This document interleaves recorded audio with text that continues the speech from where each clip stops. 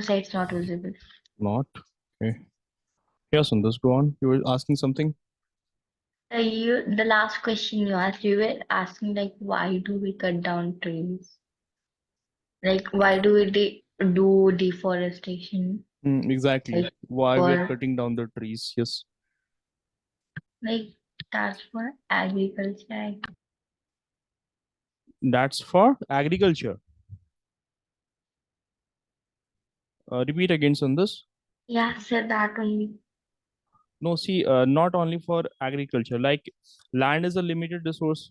What we know that land is a limited resource. We can't expand the land area on Earth. Okay, finally my camera is working. So we can't expand the land area on Earth now. But the population of the world is increasing, so thereby we need to grow more and more crops.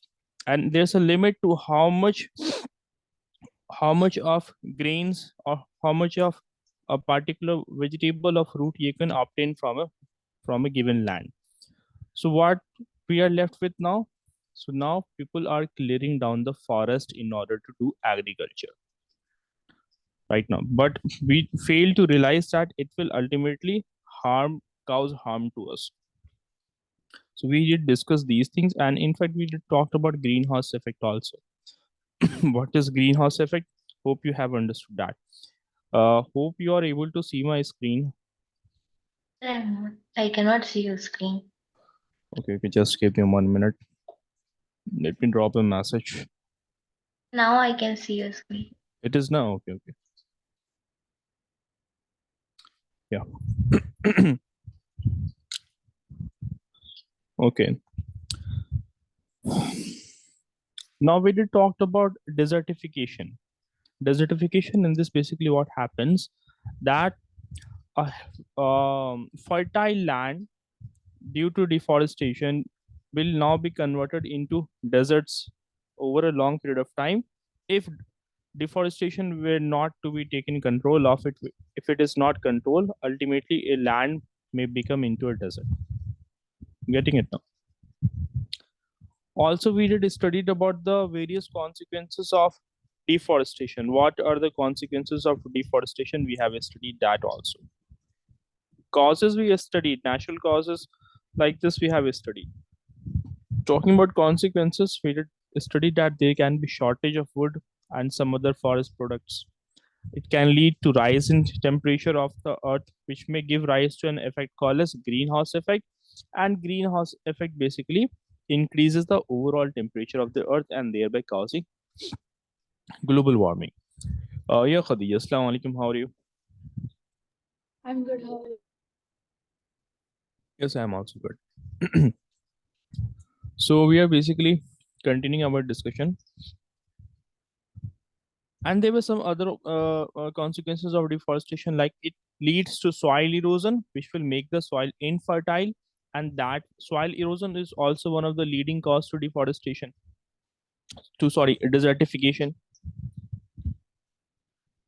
So soil erosion is also one of the leading causes for desertification. Getting it now, on this. And Khadija. Deforestation will also cause frequent flooding in a given area that will lead to loss of life and loss of property also. Right now, deforestation, we have studied that deforestation also affects the water cycle, which can lead to decrease in rainfall. So if there is no vegetation in an area, so thereby less evaporation will take place. Less evaporation means that clouds will not be formed. Less evaporation, or at least almost no evaporation. So clouds will be not formed. So hence no cloud, meaning that there will be no rainfall. So that was another consequence of deforestation, that it can disrupt water cycle also. Did you guys wrote these points in the previous class, disturbing water cycle or not?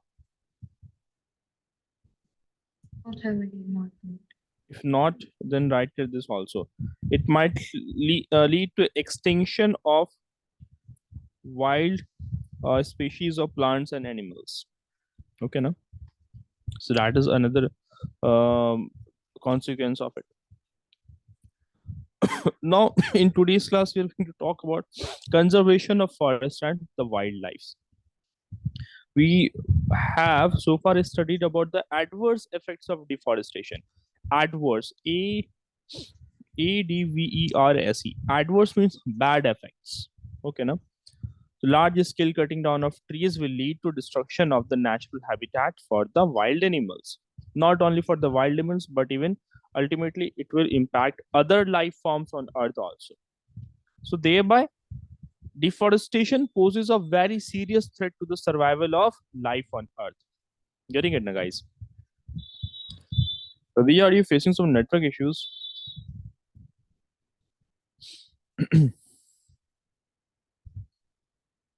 You guys wrote these 2 points in consequences of deforestation: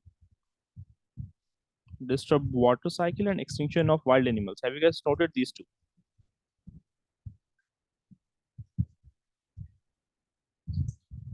Yes, please confirm. Yes. Okay.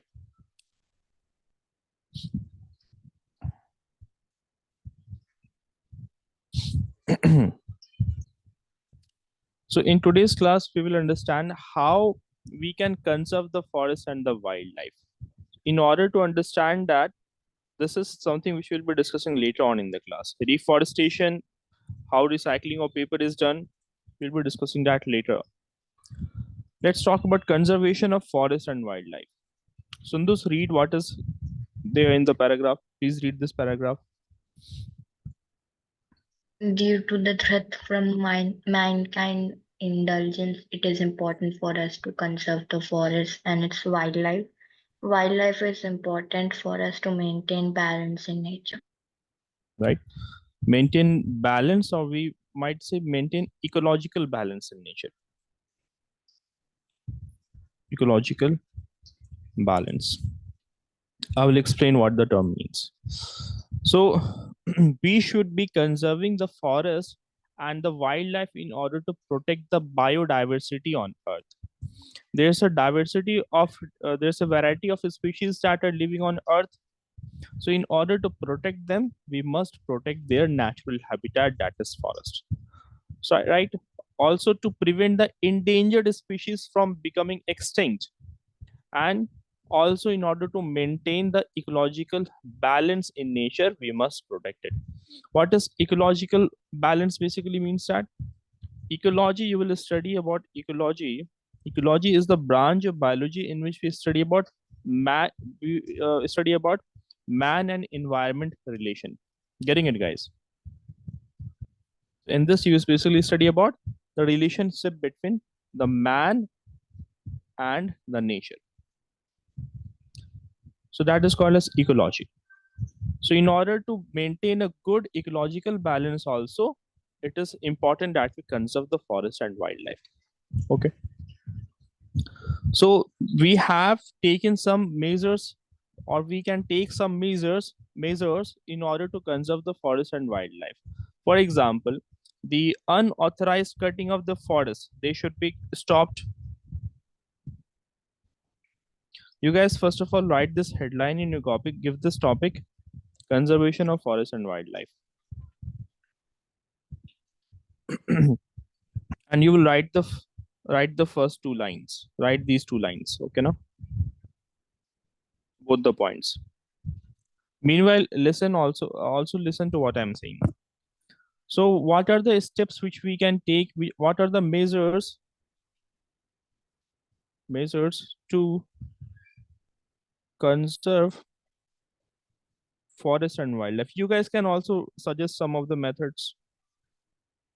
Yes, Khadija, starting from you, what do you think?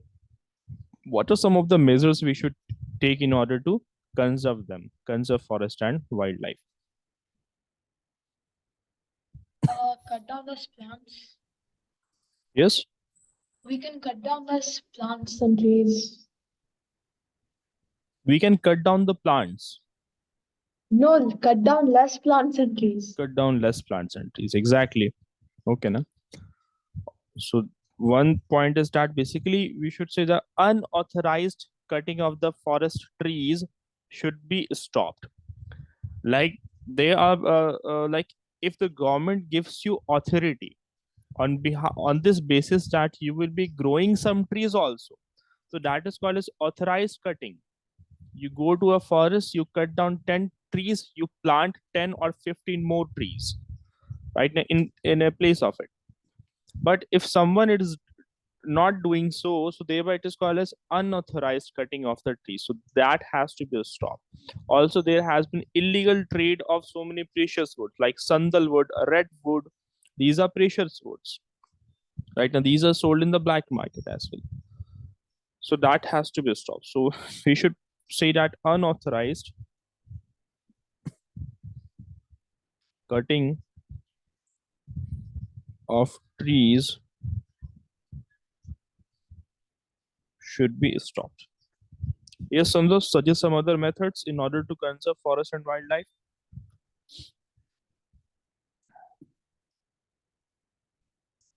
See, So like I don't know if this will work. Like if there are some method, like there are some groups that are helping like wildlife sanctuary. You should donate or something hmm, so that we can the animals can get help. I guess. very, very good, very good. So there are some non-profit organizations like NGOs, right now. So many NGOs are also working in order to conserve the endangered species of plants and animals. So we should donate to them. Very good. So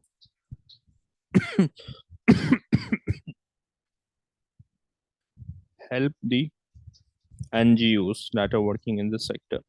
Another thing is that the natural habitats of the wild animals, talking about wild animals only, okay, now the natural habitats of wild animals, they can be preserved by establishing conservation areas. We establish conservation areas such as biosphere reserves or wildlife sanctuaries and national parks, hmm, where these animals can flourish, huh? So they will be flourishing in their natural habitat. Yes. So can you show the last slide? I was Uh-huh. Sure. So we can establish natural conservation reserves. So the natural habitats of wild animals should be preserved. Khadija, are you noting these things or not? Yes, I am. Good. By establishing some conservation areas like wildlife sanctuaries, national parks, and biosphere reserve.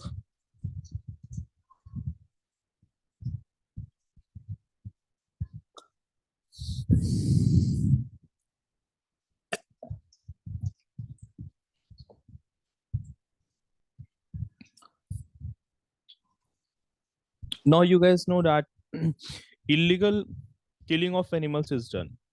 Poaching, that is called as poaching. Poaching. You might have heard of this term in news. So rhinoceros, they are killed for their horn. Hmm. Elephant, they are killed for their tusks. Similarly, there are so many animals like cheetahs or so many wild snakes. They are cut for their skin right now. So there should be a total ban. A total ban should be imposed on the poaching or capturing of any wild animals or birds also, any wild birds and animals. Getting it, guys? So you will, after writing all this, you will write down this also. Okay, I will be writing this on next page. Complete this first.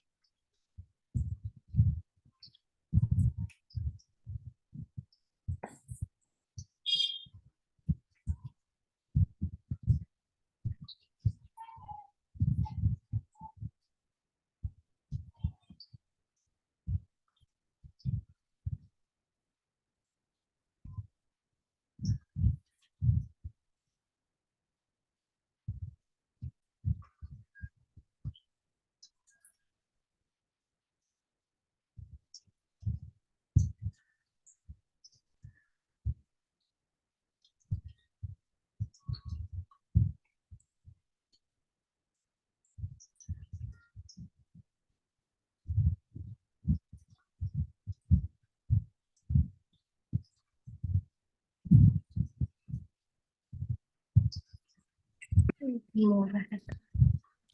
Yes, Sandus, done. Yes, I'm done. Khadija, what about you? I'm also done. You also done, no? Yes. Okay, okay. By the way, you guys tell me, have you guys understood um this term? What ecology means? Hmm? It is basically the ecology. Like in biology, we have different branches. Like one of the branches ecology. What? So, yes, ecology. EECOLOGY. It's the study of relationship between the living organisms. That includes human also. Basically, you would say living organisms and their surrounding and their physical environment in which they live. So we in this branch, that is ecology, we try to understand what are the connections between the living organism and their environment, how it is dependent upon the environment, and how the environment is getting impacted by the living organisms. Getting it, guys? So there's a continuous relation, there's a relationship between the living organisms and the environment. Can you guys tell me how? What is a simple example of ecology? Mhm. That what is ecology? Sundus, please speak a little bit louder. I didn't get it. The what is the meaning of ecology? Okay, okay. See, basically, ecology, as I said, it is the study of the relationship between living organisms and their environment. Okay, right now, and in this, we basically try to understand what are the connections between different living organisms in the nature, how plants, how animals, how they interact with each other, how they interact with the physical environment in which they live. For example, let's to talk about, let's say, mosquitoes. So where do mosquitoes give birth to the eggs? I mean, basically, to the young ones. Where do they give birth? They would be laying In their the eggs trees. in the Trees? not in the trees. Mosquitoes give birth to the eggs in the water now, Oh, right?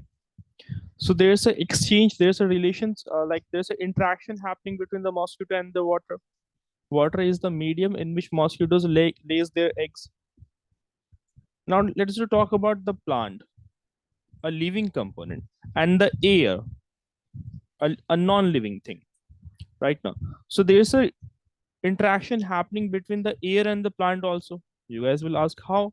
So there's a exchange of gas now from the leaves of the tree, carbon dioxide gas and oxygen gas. The exchange of these gases are taking place between the air and the plant, isn't it, Sundus and Khadija?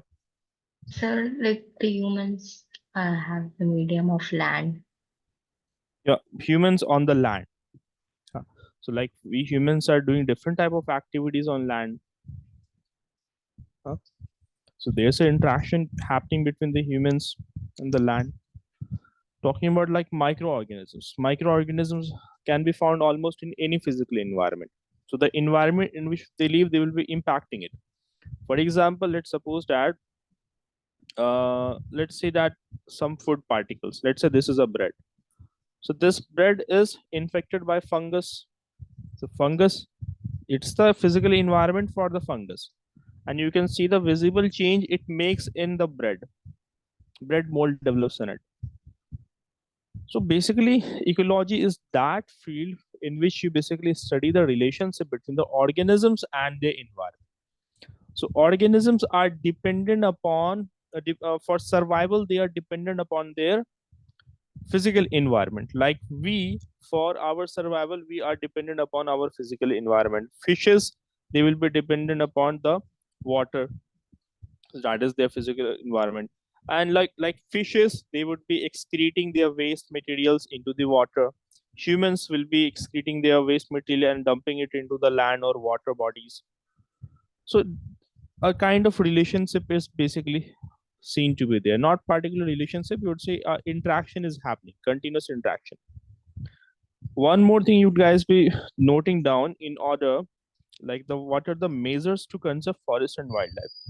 One another measure is to stop poaching. Poaching basically means killing, illegal killing of wild animals and birds. The most effective way to do so is by implementing a law. So by introducing a law. So we would introduce a law. For example, a particular living organism is an endangered living organism, whether it be plant or animal. So if someone is found to be killing that particular wild species, so he should be fined or he should be jailed also. So to introduce a law which will lead to jail or fine or both. Getting it, guys? So now next thing we are going to be talking, you should note this also, okay? Let's understand what are biosphere reserves, what are wildlife sanctuaries and national parks. So these three are the protected areas which have been established by the government, for the conservation of forest and wildlife. Should I change the slide?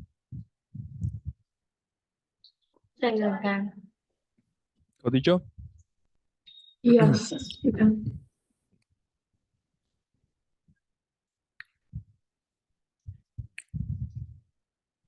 First of all, we will talk about the one that is bigger in size, biosphere reserves. So biosphere reserves, it's the part of the earth in which living organisms exist or which supports life. It's a simple definition for it. But if you see, basically, a biosphere reserve is basically what? It will be a very large area which will be protected. So it's kind of a protected, it's kind of a large protected area of land which is meant for the conservation of wildlife. Listen to me.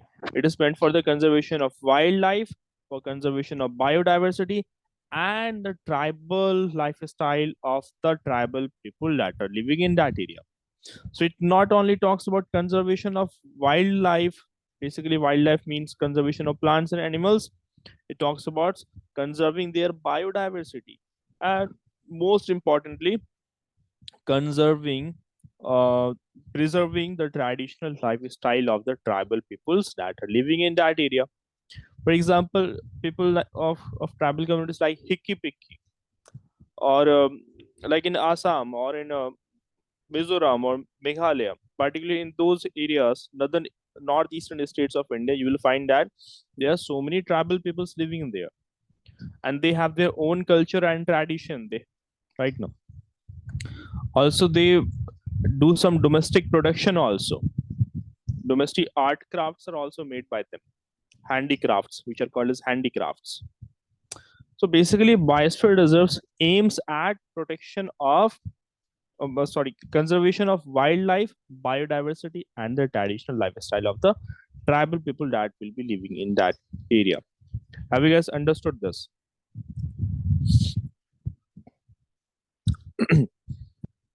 Biological diversity. Sundus, read this. Khadija, you read this. What does it mean?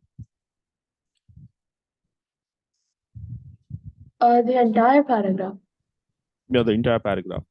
The biosphere is the part of the earth in which living organisms exist or which supports life. Biological diversity or biodiversity refers to the variety of organisms existing on the earth, their interrelationships, and the relationship in the environment. Okay, now. Here you can. Why this image? Yes, on this. What is biosphere yours? I didn't get that. Can you just write it? Yeah, sure. I'm about words. to write a definition for it. See, basically, I will be first making a small drawing here. See, try to understand what I'm saying here. Say this is a large area.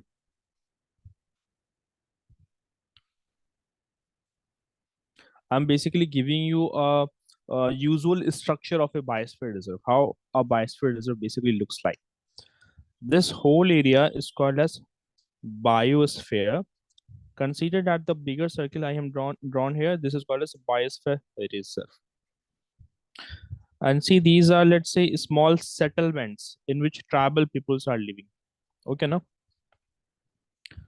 these are the settlements in which people are living. These are human settlements. So here, basically, you can say we see that these are tribal peoples who are living in these settlement areas. Okay. Now we come to the main zone of this. We come to the core zone. Let's say that this is the core zone of this area. Let me explain what does this basically mean. This core zone of biosphere reserve is that area where humans can't go, where humans are not allowed to go to take firewood or to take any substances, anything from this area. They are prohibited from taking anything from it. Getting it? Neither they can take water, neither they can take wood or any other things. So this is called as core zone. So it is meant for protection of wildlife. There has to be no human activity. So only for wildlife. Okay, na? Guys. Sir, should we draw this? If possible, just make a rough drawing of it. Okay, na? And then there's another zone out of it, like this. This is called as a buffer zone. BUFFER, buffer zone. So what is buffer zone? In this zone, basically scientists would be going to do some research. Tourists can go to this part of the area. Tourists can go, like you and me, we can go there. Also, like childrens from the schools, they will be taken to this area for educational purposes. Getting it, guys? Meanwhile, Khadija, you draw this. Let me explain biosphere. By the way, did you understood biosphere reserve or not? See, basically, the thing is that normally when you go to a national park like this, just 1 minute.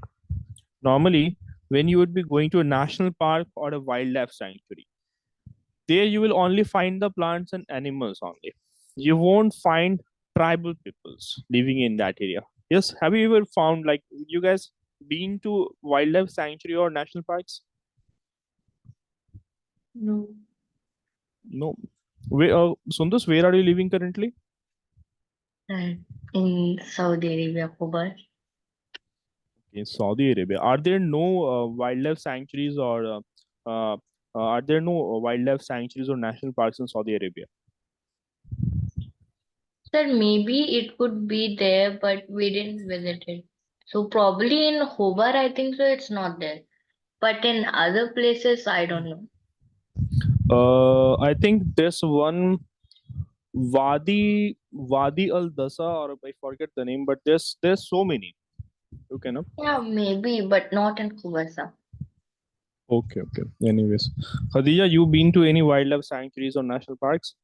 No. Okay. Anyway, see. Basically, when you go to a biosphere reserve, it's a very large area, bigger than wildlife sanctuary and a national park. So that is the important thing about biosphere reserve. Later on, we'll be discussing the the differences between these three. We will cover that later on. First thing about the biosphere reserve is that it's a large area of earth which is meant only for protection of, which is meant for conservation of wildlife, for the biodiversity in that area, and for the tribal peoples also. So tribal people can also live there. So that is the thing about biosphere reserve. So I'm writing this definition. First of all, you guys will give the heading biosphere reserve, and in this, start writing what I'm writing here. A biosphere reserve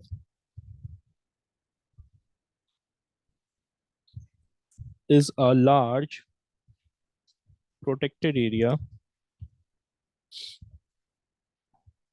of land which is meant for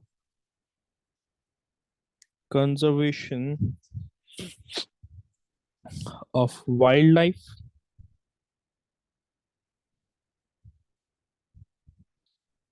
biodiversity, and the traditional lifestyle of the tribal people living in that area.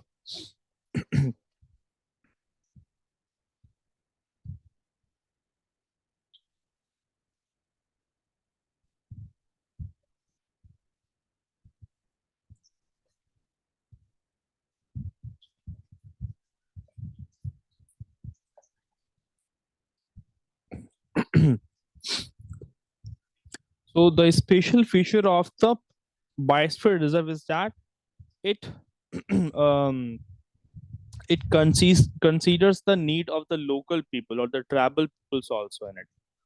In fact, the tribal peoples actually they help in conserving the wildlife in that area right now. So it is one of the very special feature of the biosphere reserve that local peoples or tribals are also an integral part of it, meaning that an a necessary part of it right now. So biosphere reserves, what you will find in this now, as I said moments ago, that tribal peoples nowadays, you might have found that so many handicraft materials, so many handicraft items which are in the market or which are in like in fest, you might find it out that handicraft materials are sold in fair. I mean to say, in a fair you might have find it. So those handicraft materials are being made by the tribal peoples that are living in those biosphere reserves, right? So thereby they are doing some economic activities also, and this economic activity will help in maintaining that biosphere reserves also. Let me explain that. I will be explaining that just 1 minute. Have you guys noted this down? So I'm in the last line. Okay. So I'm not done. Okay, I'm waiting.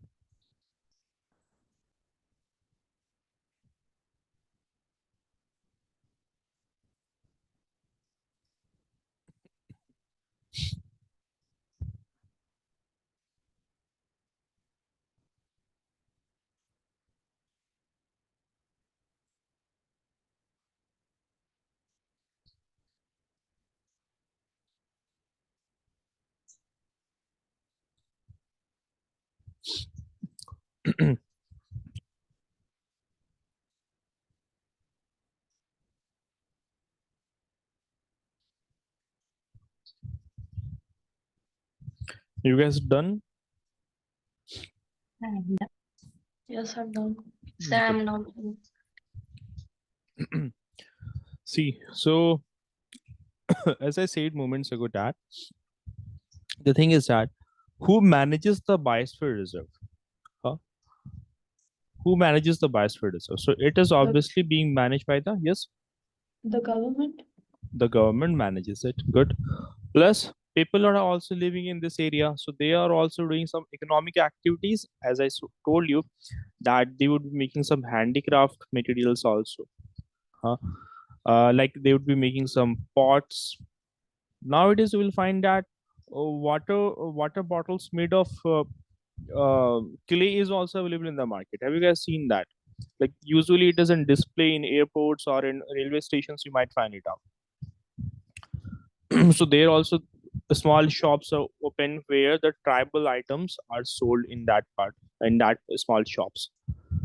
So they are also engaged in some economic activities. Plus they would be doing some cultivation also. Hope you guys are done with writing this. Sundar, you done now? I'm done. Good. Now see, talking about the structure of the biosphere reserve, it is usually divided into three zones. First is the innermost zone, that is called as the core zone. Okay, now where I'm writing one. This is the core zone, basically the innermost zone of the biosphere reserve. So this zone of the biosphere reserve is devoted only for protection of wildlife. No human activity, no economic activity is allowed in the core zone. Getting it now? So in the innermost zone, it is only for wildlife, no human activities, whether it be cultivation or whether it be any kind of economic activity, right? Okay. So now second thing is that you have the middle zone, or called as the buffer zone. Middle zone slash buffer zone. So what is this zone?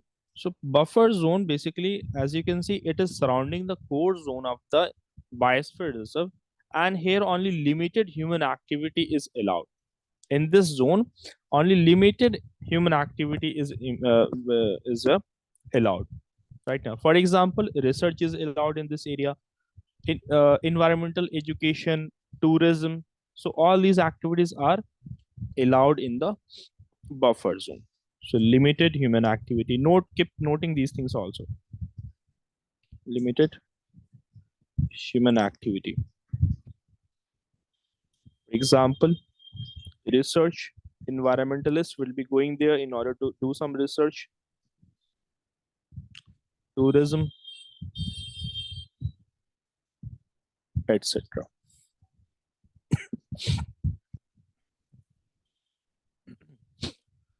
Then you go to the outermost zone of the biosphere reserve.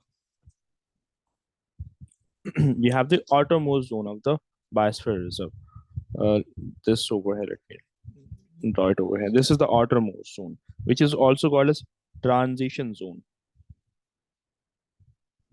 So outermost zone, also called as transition zone. So in the outermost zone, obviously you will find that human settlements will be found there. Okay, now also the human settlements, mostly the human settlements that you will be found here, they are not made up of pakka houses. They are not pakka houses. Pakka houses, you understand, they are not made up of baked bricks. They are made up of usually mud and straw. Okay, guys. So outermost zone, also called as transition zone. In this zone, basically some human activities are allowed here. Right now, humans can live here. They can build their houses. They can cultivate the crops also. So because these are the activities which are necessary for the sustenance of the tribals, for the sustenance of the life of tribals, so thereby it is allowed. So human also in this non-destructive activities, it's not like they will start to do some industrial activities in it, like they will start production of something in it, they will do some mining, huh? N- or they will start manufacturing something which might lead to damage to this area, so that is not allowed. So non-destructive activities are allowed only. They can build houses, they can do cultivation of crops.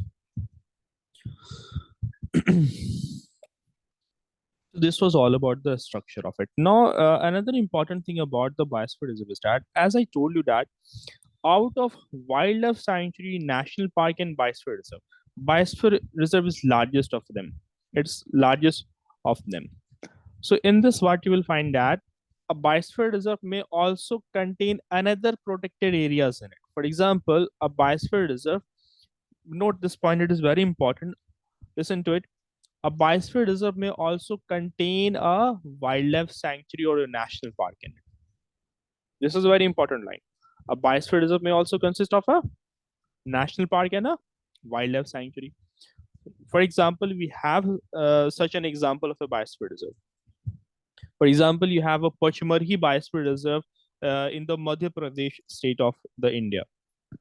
So in this, you will find you have 2 wildlife sanctuaries and 1 national park is found in the Pachmarhi Reserve. In your NCERT textbook, you will find out that in Pachmarhi Biosphere Reserve, you have the Satpura National Park, you have Satpura National Park is there, and you have Bori Sanctuary also. Anyways, we'll come to that also later on. You guys noted this or not? No. Note this down quickly. And you will also have to remember some of the important names of some important biosphere reserves found in different states of India.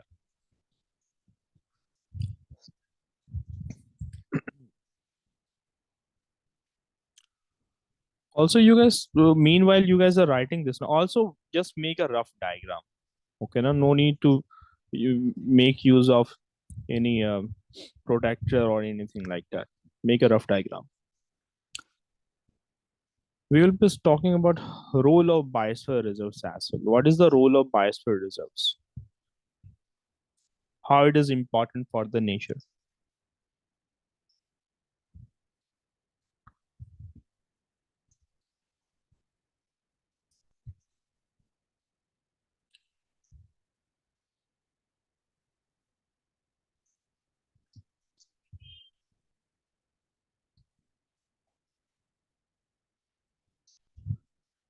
Sir, I'm done. Done. Sundas, what about you? Done. Done. Very good. Now let's I'm not understand. done. Yeah, I'm not done. done. No, both of you. I'm not done. Okay, I'm waiting, Sundas. Meanwhile, let's discuss the role of biosphere reserves also. Okay, now. So Khadija, you mentioned what could be role of biosphere reserve. Roles basically means functions. What are the functions performed by biosphere reserves? To conserve animals and stuff. Very good. It helps in conservation of the wildlife, namely wild plants and animals of that area. Okay, and It gives tribal people a place to stay. good. Very good. And so basically it is helping the tribal people also to maintain their lifestyle. They can preserve their culture. Like, when does a community lose its culture? If you take away the land from them right now, if their lands are being taken away from them, so where would they go? So if they have got no stable place to live in, so ultimately it's an attack on their culture also. Huh? We can say that also. Also, it prevents the commercial exploitation of that area. Huh? For example, just give me 1 minute. Yes, sorry. So see guys, for example, let's say that in a biosphere reserve, there is a water body, right now. So water body, or basically let's say some minerals were to be found in this area, or some coal reserves are found in this area. So some industrialists, some people might do commercial exploitation of this area. They would come here and they would start to dig the coals out from this area. Or suppose they found some another natural resources in this. So they might actually exploit this area, and that will cause a danger to the survival of these living organisms, isn't it, Sandos and Khadija? So since biosphere reserve, it is protected by the laws, hence commercial exploitation of this area will be prevented. Are you guys getting it now? You guys getting it now? Should I Done. change the slide? Yes, Sandos, you're not getting it. Yes. See, basically what happens, let's suppose that it is discovered, let's say, yeah, here you have some coal reserves, for example. Coal reserves are there.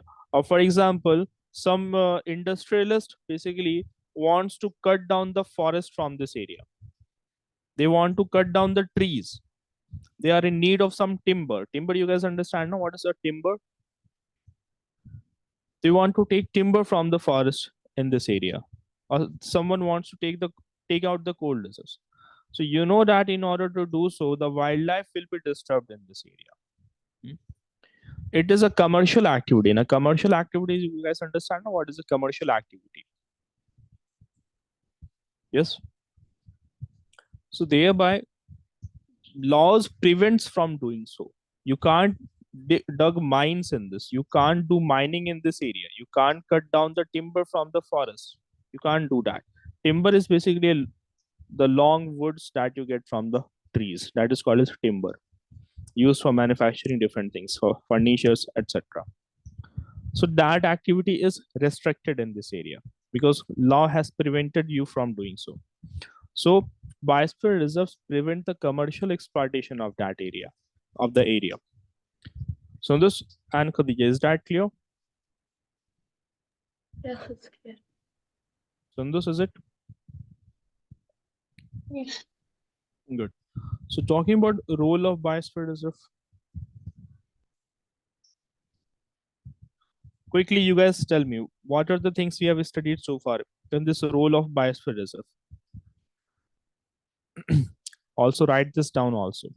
As Khadija, you first said it helps in conservation of wildlife.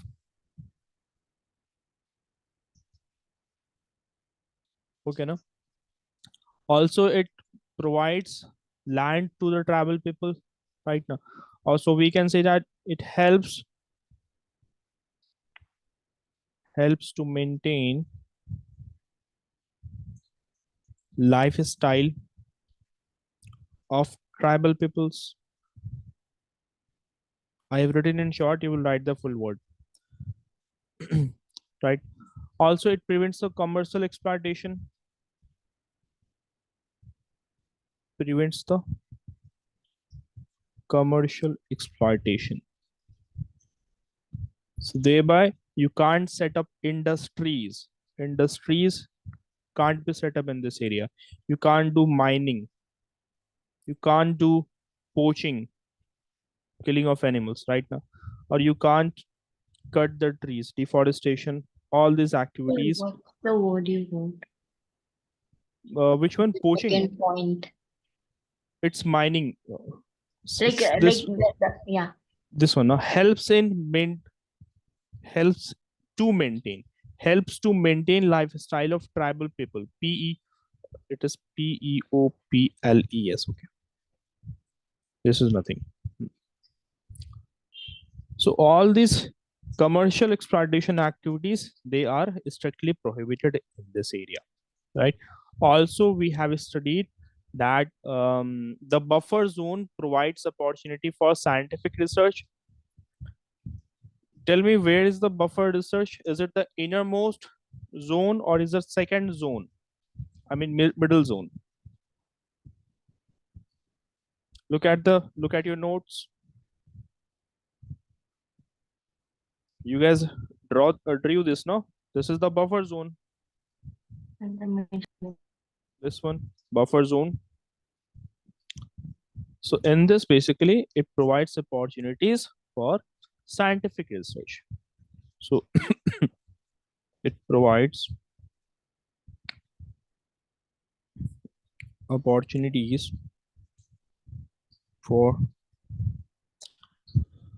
scientific research and for tourism also, right? And environmental education also.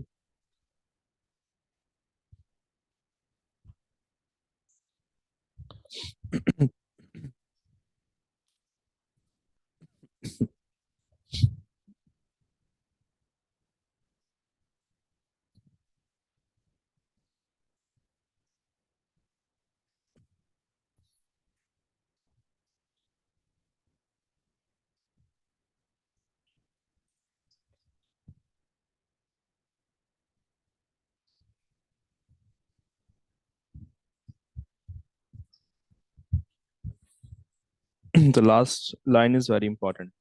We have such an example. We have such an example of Panchmarhi Biosphere Reserve.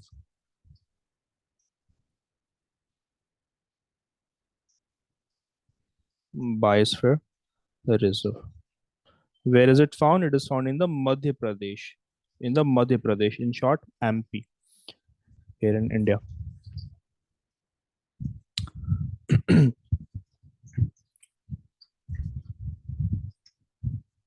So we are done discussing about biosphere reserve. We have an example of a biosphere reserve, Pachmari Reserve.